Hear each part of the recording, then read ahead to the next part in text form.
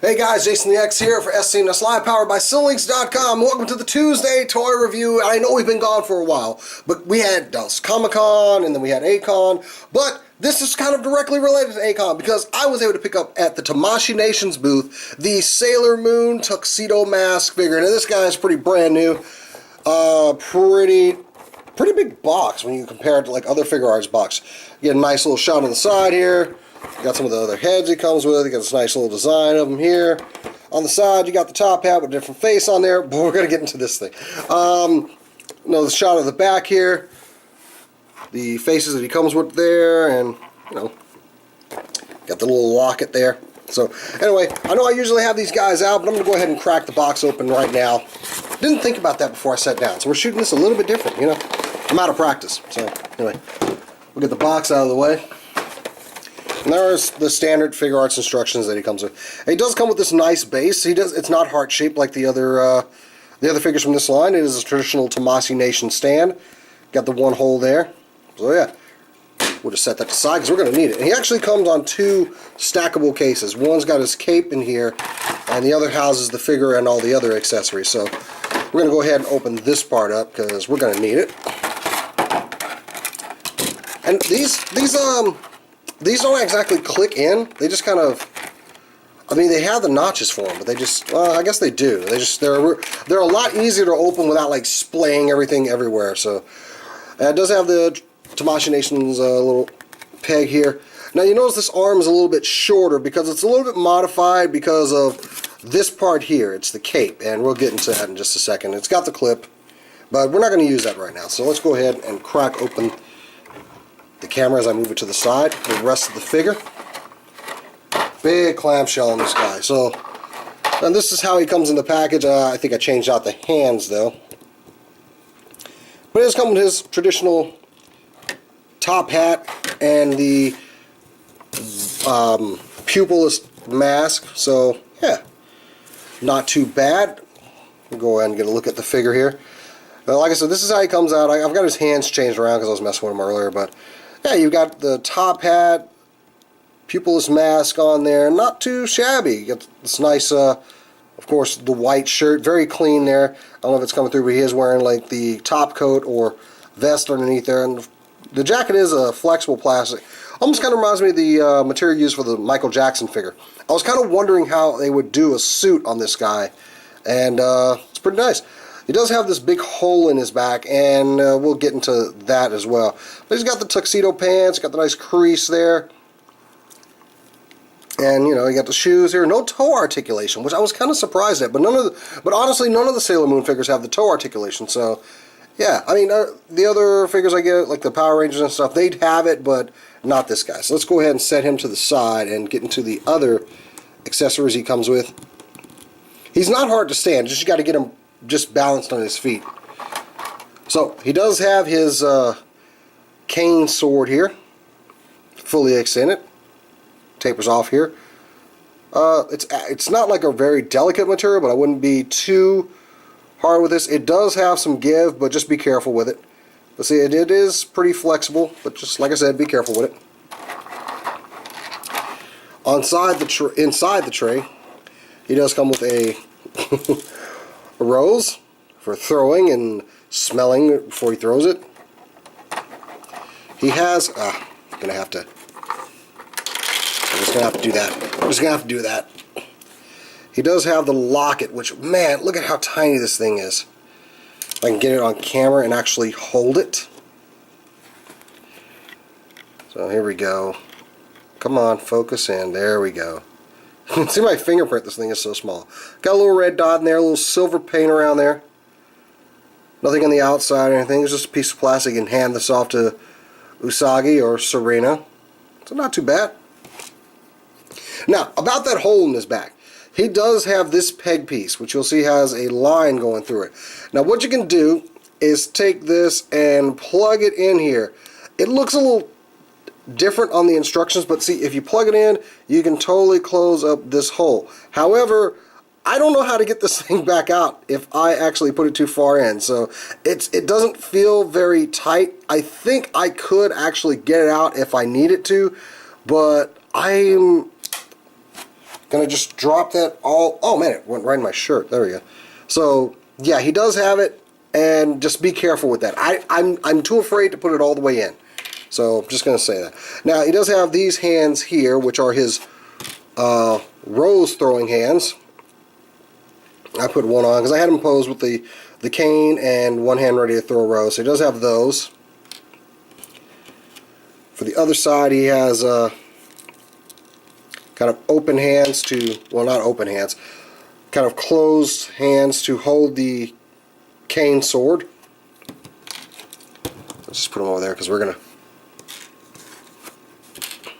leave him over there. He does have these slightly, well, these very open hands, like he was going to hand something, like the locket. You can actually put part of it inside the thumb so he holds it very securely. We'll just get that out of the way now. He does have these splayed open hands, which these guys didn't come on that little peg system that we were seeing with the other Sailor Moon figures. So I was kind of wondering about that. Now, I think I already showed off this hand. That was the cane holding hand.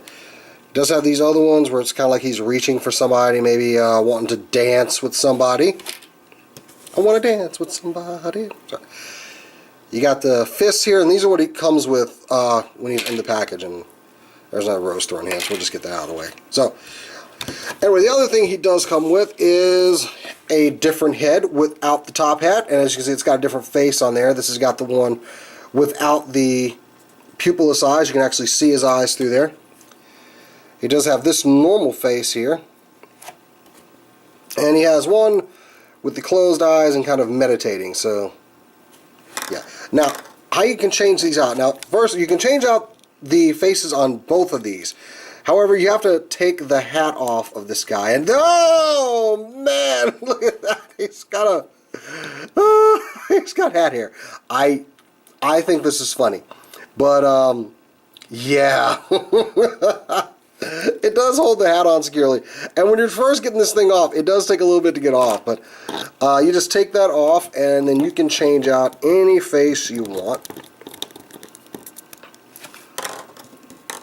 Let's go ahead and put, I guess, a normal face on here. So like all the other figures, you just take the face off, put the hair back on, and all this is held together by the hat. So there you go. Now to change out the head, he's just on a ball joint here. You just pop it right off, unless it was in the neck, which as you can see it's jointed there. But we need that part. And this actually will make it easier because this is, it's a little tricky to get in there. Because it's kind of like with the Piccolo figure, the neck peg bends, so it's hard to get the head in there. What I like to do is kind of just tilt it back, and then I tilt the peg back, and then I just kind of bring it forward. And that doesn't work all the time. Let's just try straight up, see if that works. There we go. Nice little click, and there we have the pupilless face, and we'll go ahead and just change that out for same thing. Just take that off and put another face on there. I won't change them all out. We'll leave this one. We'll end the review with that one. So, posability wise, now like I say, he doesn't have any toe articulation. However, his ankles are a little hindered. I know it's got that traditional Figuarts. Well, I want to be sure that it's got that Figuarts joint in there, but I'm just unsure about like moving this around because the pants legs are right on top of the shoe. I mean, it'd be high water pants if he didn't. So you can see, you can hear it kind of stretching a little bit. Now, even if I go back and forth, you're not going to get a lot out of the ankles. So I'm just warning you guys now. And that's the same with both sides. And it's just because of the cut of his pants. So, I mean, unlike the Michael Jackson figure where the pants were like up to here, this is down here. So just be mindful of that. However, the joint on the back, he does have past 90-degree knee joint. Legs will come down, you know, to get some nice kicking poses. Got that ball joint in there and a rotation at the top of the thigh. The waist is articulated. You can actually see under there he's got a ball joint in there. So it's not hindered at all by the top coat here.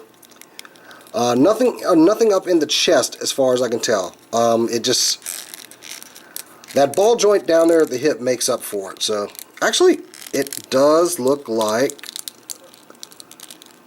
yeah, if you look up in there, it's covered up by the jacket, but there is a ball joint up in the chest. You can see how it's moving. It doesn't give a lot, but it is there. The elbows, the shoulders, they will rotate down. The arms will bend past 90 degrees. The fists are, well, the hands are on that joint that's got pins on, that's pegged on both sides of the wrist and hand. So you can get a lot out of there. Now, the other thing that he comes with is this really, really awesome cape piece. And you know what? I just want to put his other head on because, well, never mind. I'm just going to leave it off. We're just going to leave this head on here. But you see it's got a peg here that's going to go into that back part. But this cape is really nice. It does make him a little back heavy. What you've got is you've got 2 rotation joints inside of here, and then 2 more on the edges of the cape. So you can actually bring this up, and it holds together pretty well. You can actually twist it on this axis here too. So that's pretty neat. And this part is actually of a softer, more pliable plastic, and this part has an extra hinge on the back. And this is actually articulated on a little bit of a peg joint, by the way. You can pop it off in case you want to put the cape on and then not flex this so much. But this part will flare out. So you can get some pretty great poses out of this whole thing. So what you want to do is just peg that right into his back.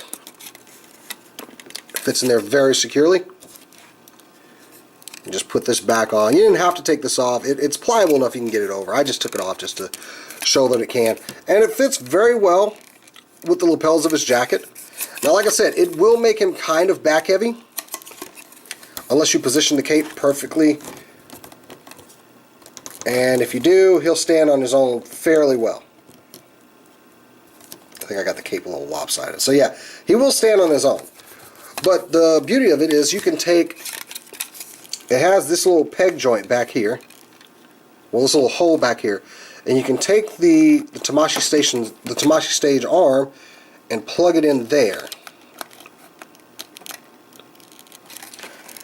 And now he's actually can be suspended up, and you can change this out for any stage you want to. So you can actually get him in some really nice kind of jumping poses, or coming down to kick the crap out of somebody. I really like this stage and the way this cape works with it. So, but I like to pose all of my all of these figures on their stages when they're in the case. So we're just going to leave him on there in preparation for his placement inside of the case. Now we're going to go ahead and get all this stuff to the side, and let's do a little bit of comparison here.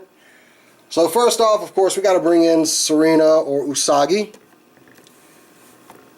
So you can see how they scale. They scale very well together. I think Usagi's a little bit taller than she should be, but yeah, still looks good together. So, you know what, since I got them all down just because, it is tradition for any time I get a Sailor Moon figure, I usually bring all of them in so you can see them all together. I don't know why I do it. I just like taking all my figures off the shelf, I guess, so we can bring them all down here and put them back right after this, but and we'll just go ahead and get those height comparisons. So there you have them with everybody that's released. I swear when I get Chibi Moon, I won't break everybody out, or will I?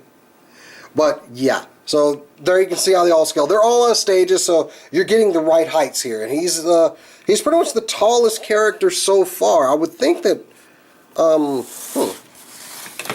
he's pretty much the tallest one in this line so far. Let's put him up next to Jupiter. She's kind of not standing. Yeah, he's taller than her. What about Uranus? Let's see. She's kind of slouched over in a combat pose. Yeah, he's a little bit taller than she is too. So yeah, still a great addition to this line. Finally we get Tuxedo Mask. I really like him, and he's a great addition. If you get this guy, go ahead and pick him up, and I'll go ahead and just give him a plug. If you can get it from Tamashi Nations, go right ahead. They treated me very well It's not an endorsement of them or anything, but they do give you things they do sell you things at cost, and they're pretty good to do business with, especially if you catch them at a convention.